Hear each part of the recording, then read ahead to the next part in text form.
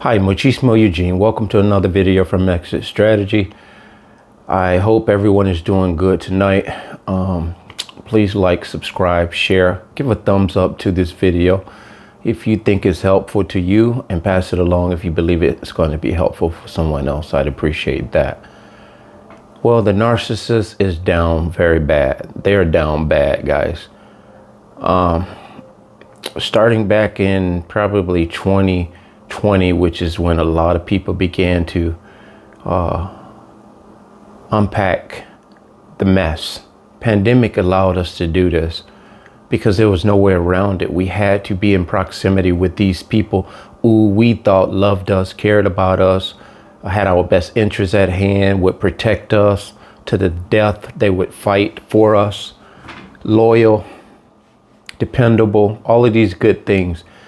But when you realize that they were very undependable, unreliable, unloving, uncaring, very mean, self-centered, and all the other things that you can probably come up with if I missed something.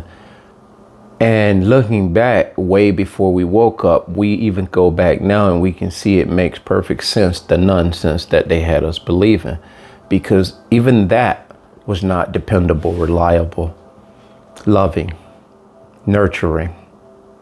Any dynamic you can choose, family dynamic, relationship, church, work,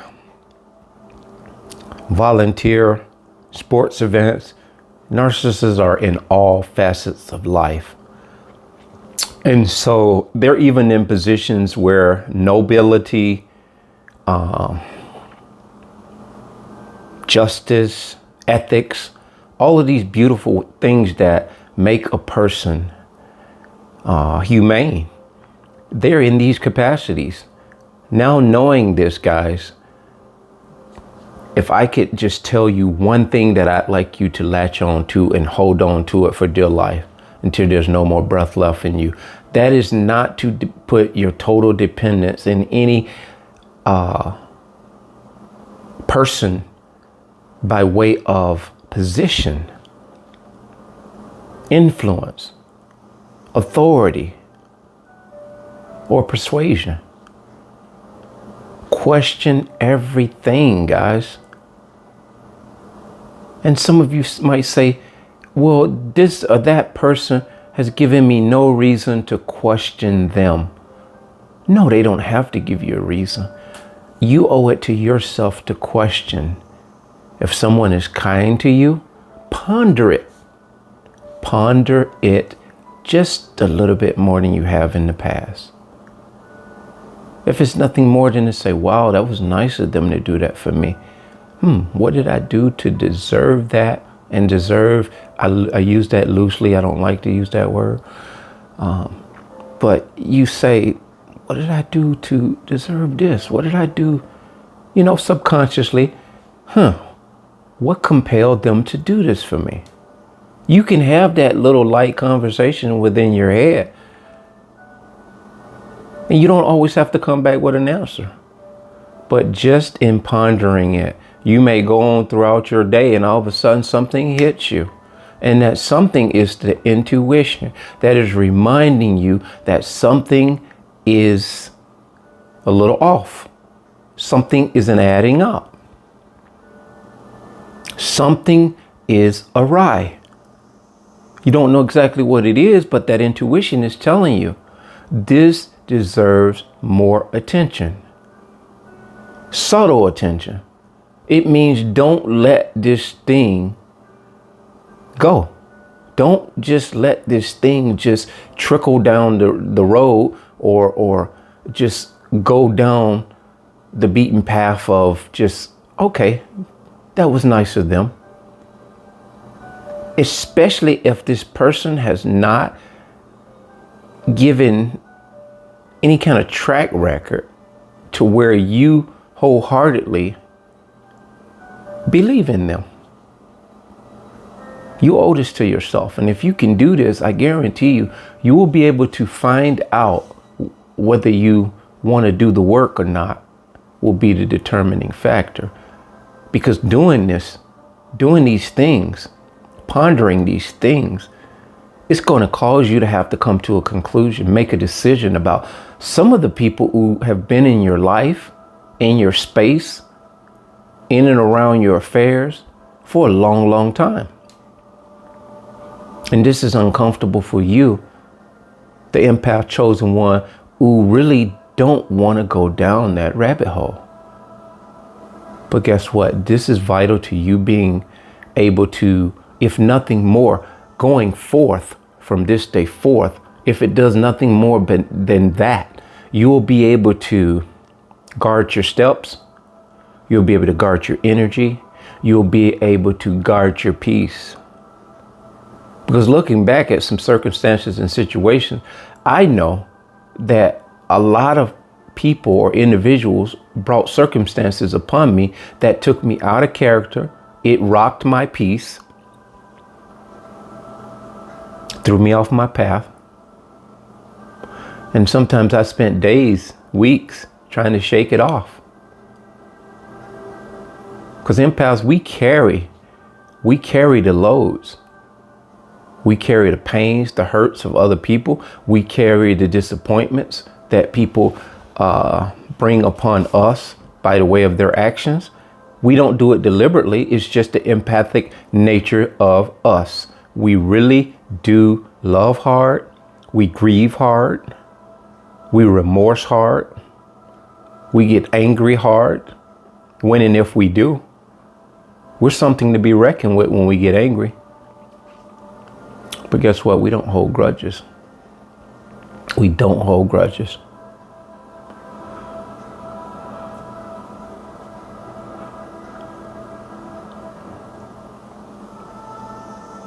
I just wish it was one thing I could say to someone listening to me that would change the whole nature of how they approach this thing called life with narcissists in it. And some would say, just keep your head on a swivel.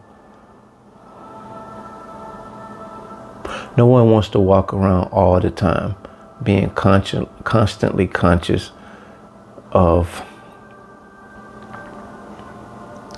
these people.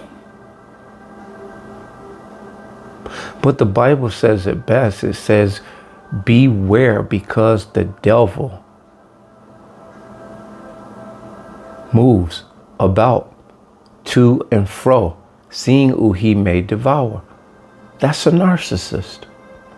So if you're going to embrace biblical principles, if you are a believer in God and the Bible, you can't leave that part out. You can say, well, man, I don't want to think about those people. I'm just done with them. That's like being done with the evil darkness of this world. They don't take days off, and we shouldn't either. As I've said before, this shouldn't be work. The work is in you. The work is in working on you. And the working on you is to stay educated, engaged, and elevating your vibration through this knowledge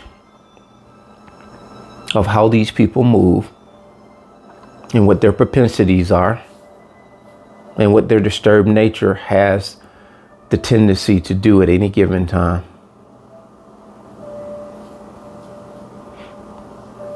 There is no alternative. There is no alternative. There is no good alternative that's going to serve you as a chosen one, other than to stay vigilant. Stay vigilant until death do you part with this world.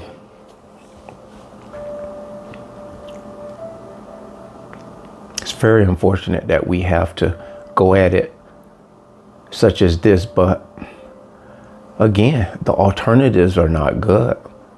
And when you look at it this way, it is liberating, because we've gotten this newfound awareness, this newfound education, where we can pour back into ourselves, from which everything and everybody took away from us, from childhood leading on up to adulthood.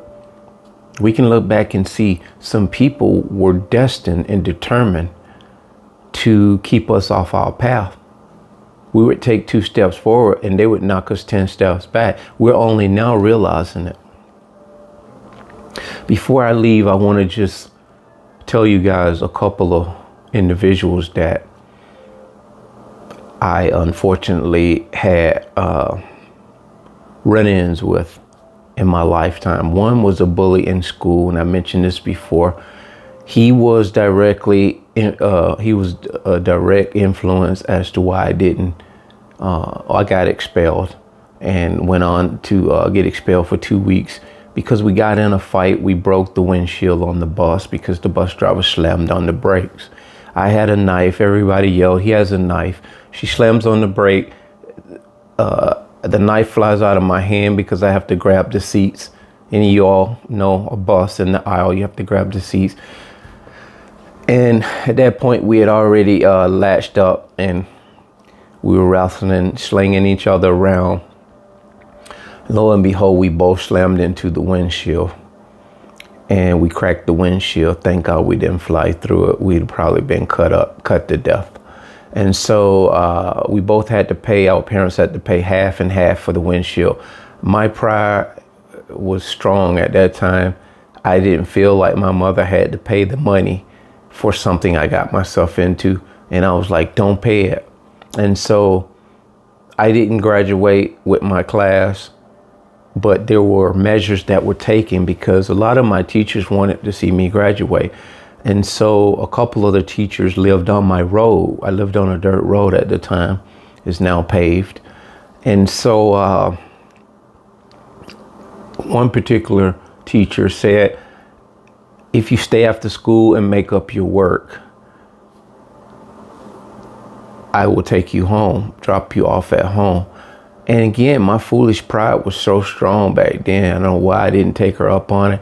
I guess a little more of shame, embarrassment, and, combination of things, pride. And so I passed on that. Bigger point is this individual got out of school.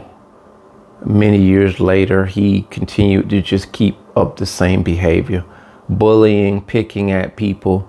And I believe it was 10 years ago, maybe, give or take, my mom was talking to me on the phone one day and she said, Jomo got killed. And that was his nickname, Jomo.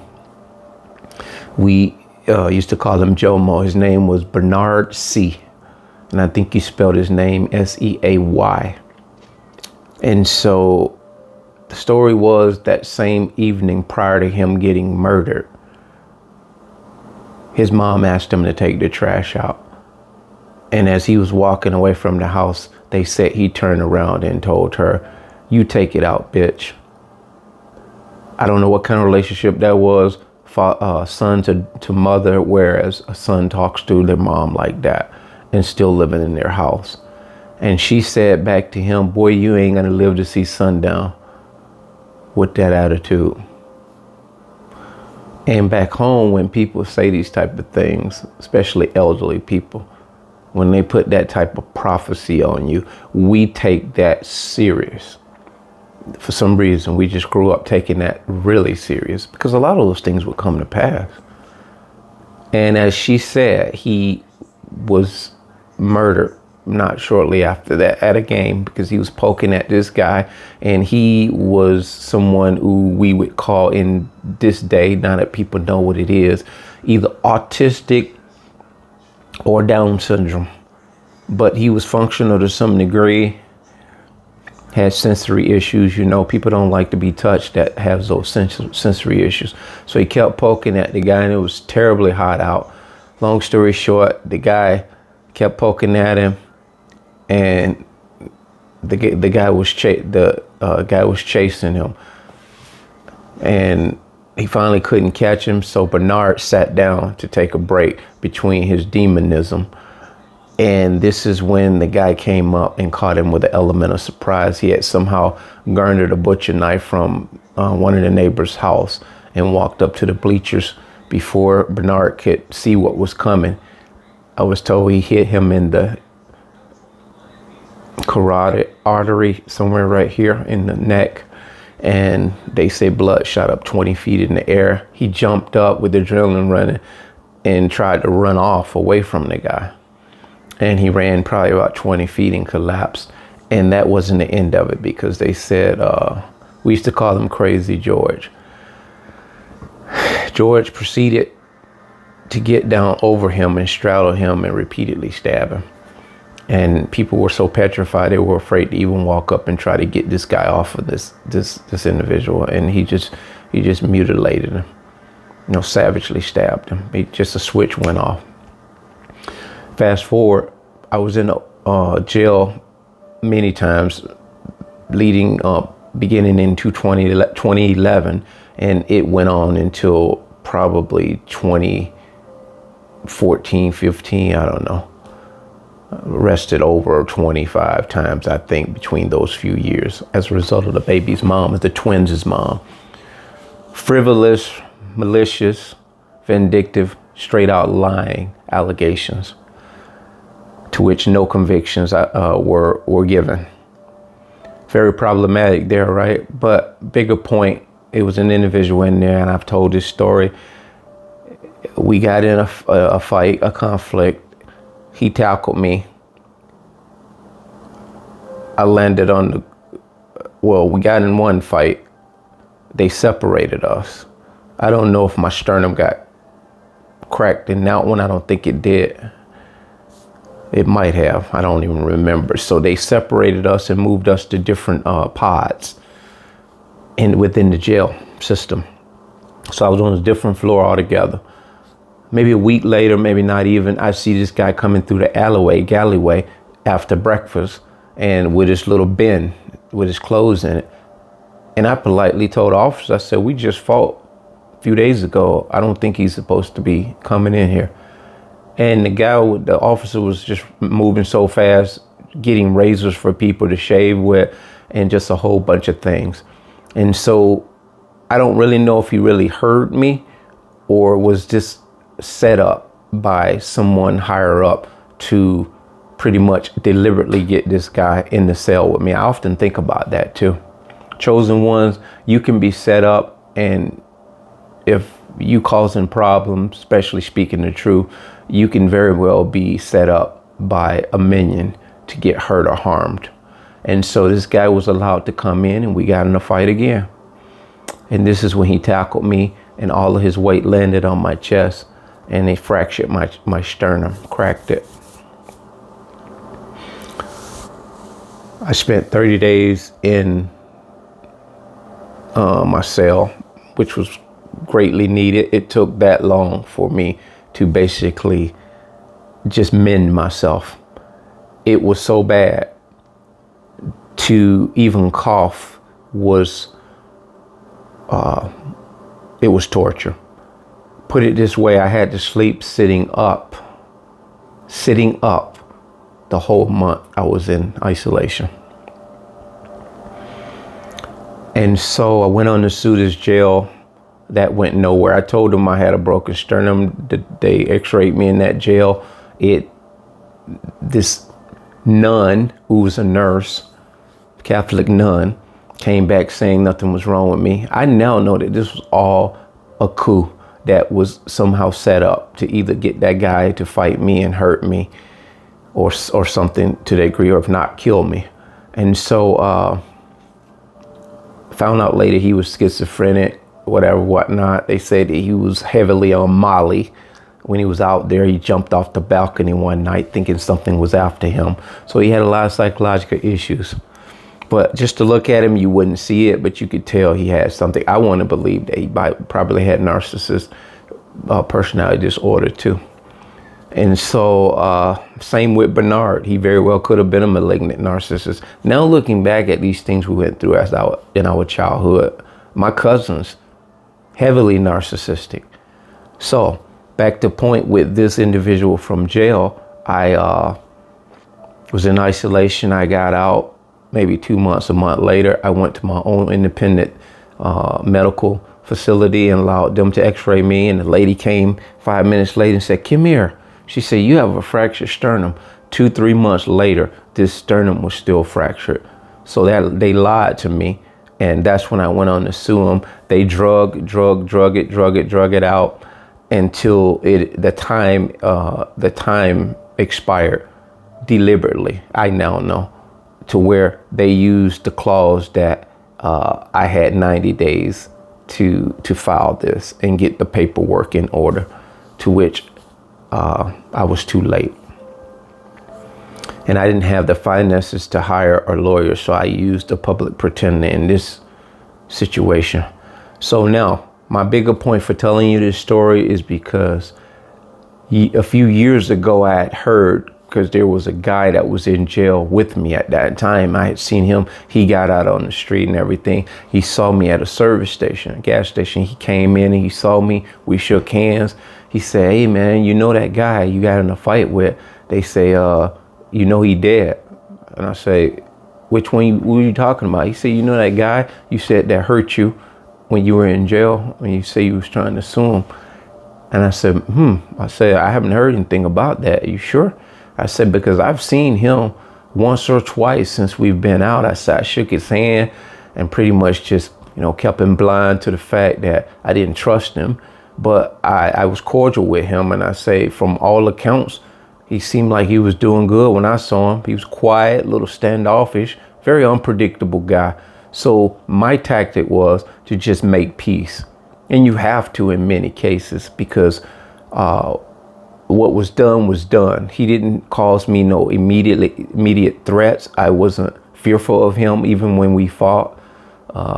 He knew that, and I knew that he had the propensity that was very unpredictable. So me being the bigger man, I shook his hand, and I even reached out to him and said, extended my gratitude to say, "Hey man, if you ever need some work, just let me know." And in my mind, I'm thinking, I'm probably not going to let this guy work for me. I wouldn't even trust him around me with any type of tool.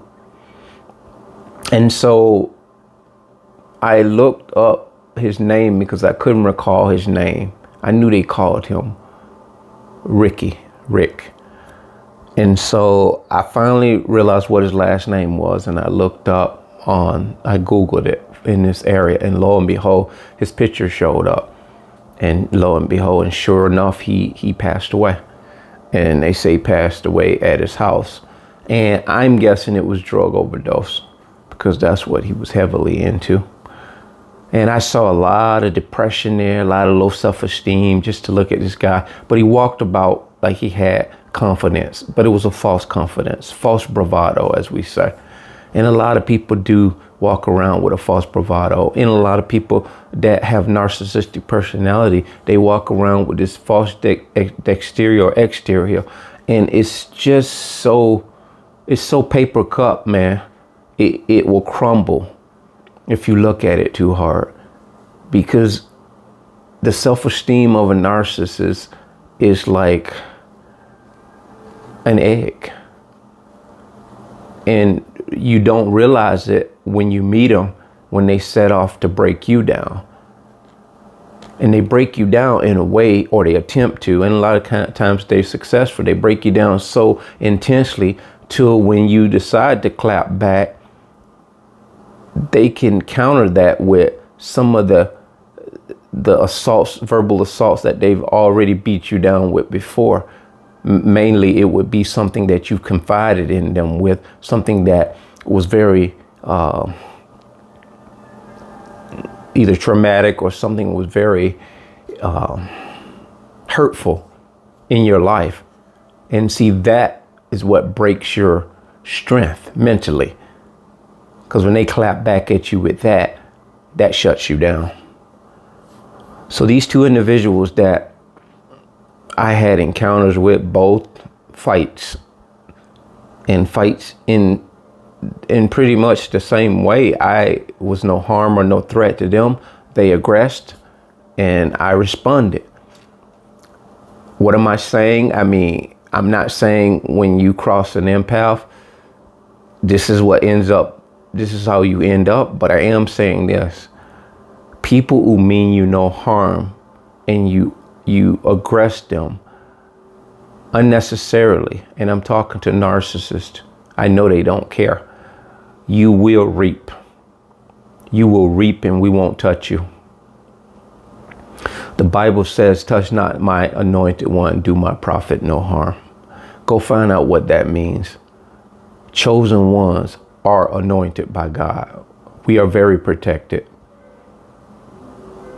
You may bring physical harm on us. You may do a few things to try to hurt and sabotage who we are. But I guarantee you, God watches over the chosen.